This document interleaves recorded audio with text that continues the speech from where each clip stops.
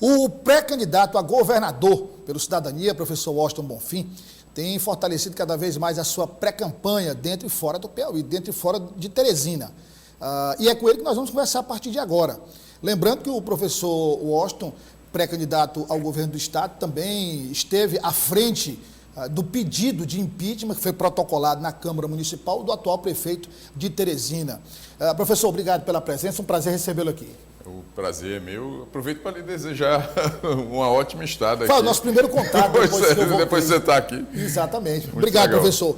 Eu queria começar exatamente pela questão do pedido de impeachment e o Cidadania, como esteve lá, protocolou, o senhor esteve junto com o jornalista Mário Rogério, e a avaliação que o senhor faz até agora, porque houve uma grande repercussão na imprensa, mas até agora, o vereador Dudu, por exemplo, que é da Comissão de Constituição e Justiça, olha, isso eu nunca vi, nunca chegou até mim, então como é que está a situação acompanhada pelo Cidadania?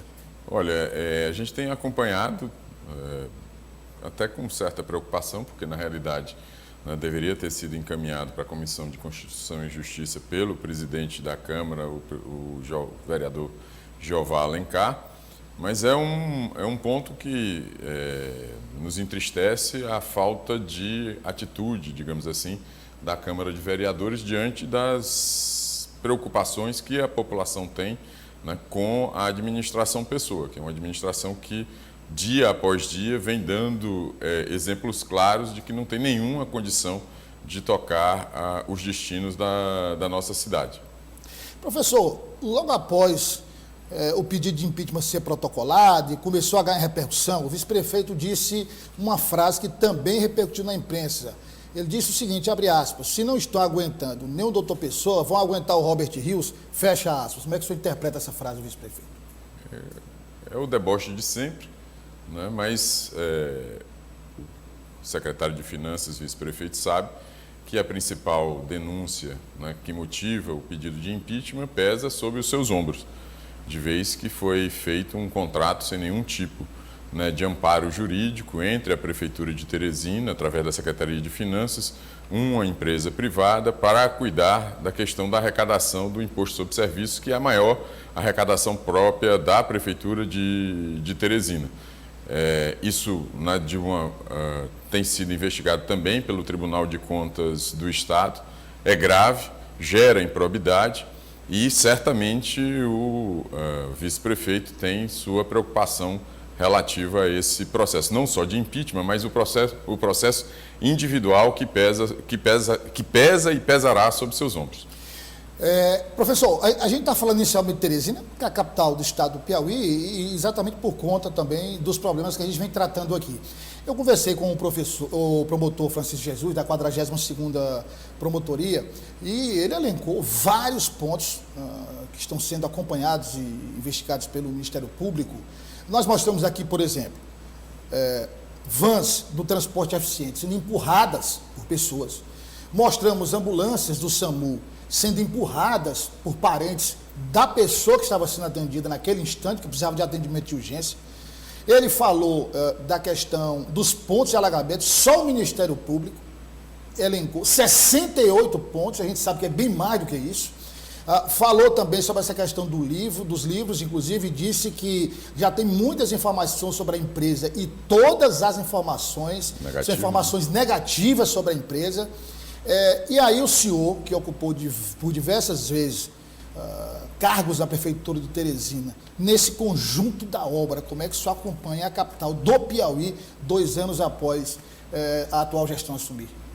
Olha, acompanho como todo cidadão, como toda cidadã piauiense, com extrema preocupação. Nós temos aí um exemplo de uma mudança que deu errado, que está dando errado e que, infelizmente, vai dar trabalho para qualquer pessoa que vier depois consertar, né? Nós tivemos agora o caso, você citou vários casos, mas tivemos o caso agora, por exemplo, do reajuste dos professores, né? Nós temos a questão de várias denúncias relativas à questão da Fundação Municipal de Saúde, né? processos que não estão sendo levados a efeito, falta de material para atendimento dos cidadãos. Ou seja, nós estamos diante de um desastre perfeito, uma espécie de tempestade perfeita, em que nenhuma peça, né, da Prefeitura de Teresina consegue funcionar, de vez que o seu próprio líder, né, tem demonstrado por diversas vezes uma enorme incapacidade de conduzir, né, corretamente a sua gestão. Tivemos agora uma reforma aprovada, lá atrás, o que era Secretaria de Comunicação tornou-se Coordenadoria de Comunicação, agora voltou a ser Secretaria de Comunicação. Houve uma reforma aprovada pela Câmara, onde, por exemplo, a ETURB, que é dirigida pelo filho do prefeito, saiu fortalecida, com outras atribuições, e já se fala nos bastidores da Prefeitura de uma nova reforma que vai ser feita, aí já os bastidores, as nossas fontes, já levando em consideração a questão política, republicanos, a terceira via, quem fica e quem não fica. Falta de rumo é falta de rumo, não se vai encontrar rumo onde não tem. Acho que essa é a principal preocupação, essa é a principal lição que todos nós piauienses estamos tirando dessa administração tão assim, desastrosa, como eu venho dizendo, da nossa cidade, da cidade de Teresina, que é a principal cidade, o principal, né, núcleo urbano do estado do Piauí. Nós não temos assim, quase que nenhum parâmetro positivo para olhar, né? As mudanças se sucedem sempre num sentido difícil de ser entendido, né? A política prevalece sobre os interesses da população da cidade, e enquanto isso, como a gente vem comentando aqui, né, quer dizer, as medidas administrativas ou são tímidas, né, e aí nós estamos no mundo, né, do positivo, ou são erradas, né, como a maioria delas que vem sendo tomada, que vem sendo levada a efeito, né, pela administração.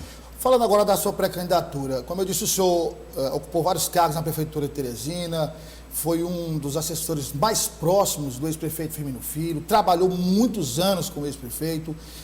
E como é que tem sido a estratégia que o senhor tem adotado no interior do estado? Porque muitas vezes o trabalho de alguns assessores não chega no interior, e o seu trabalho foi muito importante, porque foi em diversas áreas. Como é que o senhor tem trabalhado isso e tem armado uma estratégia para tornar o seu nome mais conhecido no interior, professor? Olha, nós temos nós estamos diante de duas grandes estruturas que são irmãs siamesas, uma nasceu da outra, então, na realidade, o que resta de oposição no estado do Piauí está ligado ao meu nome, e a nossa estratégia tem sido conversar diretamente com o povo, conversar com os trabalhadores rurais, conversar com os professores, conversar com os funcionários do governo do estado, e a enorme preocupação que vem surgindo dessas conversas, Douglas, é a questão da produção. Nós vivemos uma crise de produção no estado do Piauí. A agricultura familiar está abandonada, a Emater não existe mais, funcionando, né, na assistência ao trabalhador rural, a ADAP também não funciona. Nós temos problemas hídricos importantíssimos na região do semiárido, temos problemas de infraestrutura importantíssimos na região sul do Piauí, e temos problema de mão de obra, por exemplo, na região norte, na região do litoral. Ou seja, acho que o grande ponto que a gente tem que discutir com o piauiense, com todos os piauienses nessa eleição, é o ponto da questão do emprego, da renda e da produção.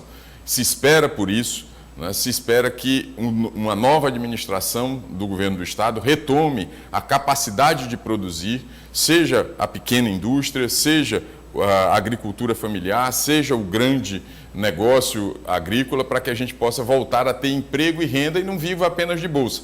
Elas são importantes, mas existe um certo desalento do piauiense, uma desesperança do piauiense diante desse fato de que a gente compra tudo de fora, que o pequeno agricultor não tem amparo, que as agências de desenvolvimento não fazem em sua parte, que toda a ideia de planejamento de potencialidades regionais está abandonada em nome da política. Quer dizer, está tudo, digamos assim, dominado por grupos políticos que pensam em si próprios, mas não pensam no destino da população.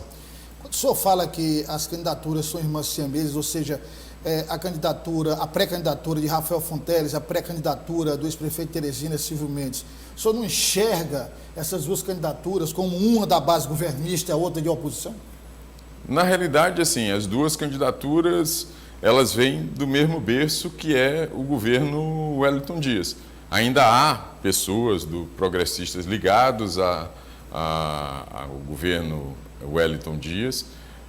A própria origem política, né, desse governo está ligada fundamentalmente à figura do senador, agora ministro da Casa Civil, Ciro Nogueira, e isso faz com que eu diga que sejam irmãs siamesas. Né? Na realidade, elas estão lá dentro do Palácio de Karnak, de uma maneira ou de outra, ou pior ainda, né, no Palácio do Planalto, que aí é uma perspectiva ainda pior, né, de subjugação da democracia, de subjugação, né, dos interesses da população, e nesse sentido é que a gente se coloca como oposição, uma oposição de verdade, que olha para os interesses da população, que vai junto, né, do problema, que quer entender o problema e propor a alternativa correta, como esse problema da população, esse problema da produção, esse problema do emprego e da renda no estado do Piauí. Professor, o senhor, quando era da equipe do ex-prefeito Firmino Filho, o senhor esteve no Progressistas, ao lado do senador Ciro Nogueira. O que é que mudou de lá para cá em relação à sua visão ao partido, ao próprio senador e ao rumo político que o grupo tomou? Eu gosto de dizer que ele mudou. Quando eu estive do lado do Progressistas, por exemplo, em 2018, o Progressistas indicou a candidata à vice-presidência da República do então governador Geraldo Alckmin, né, em 2018.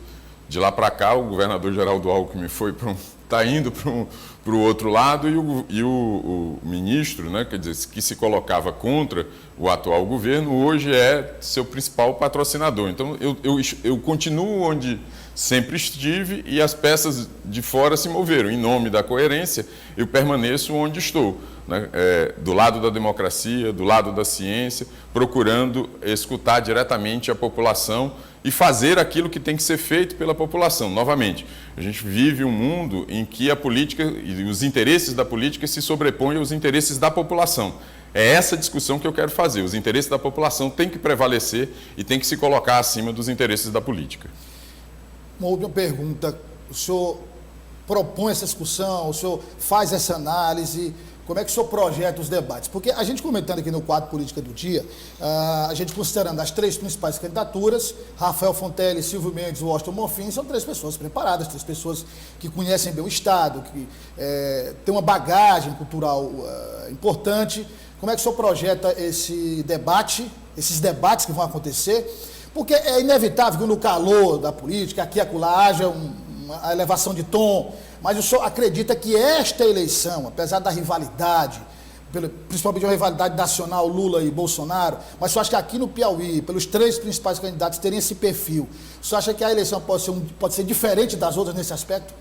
Olha, eu espero e torço por isso. Eu acho que a gente tem que discutir novamente os interesses da população, discutir o problema da produção, discutir o problema da renda, discutir o problema do trabalho, discutir o problema da segurança pública, como estava sendo mostrado ainda há pouco numa reportagem aqui do jornal antes da minha entrevista. Ou seja, quando a gente foca nos interesses da população, fica muito mais fácil fazer a discussão. Quando a gente foca nos interesses da população, fica muito mais fácil a gente mostrar as diferenças de cada um dos candidatos. Eu não tenho a menor dúvida de que ambos os candidatos que são basicamente do mesmo lado vão saber, especialmente, conduzir esse debate em alto nível.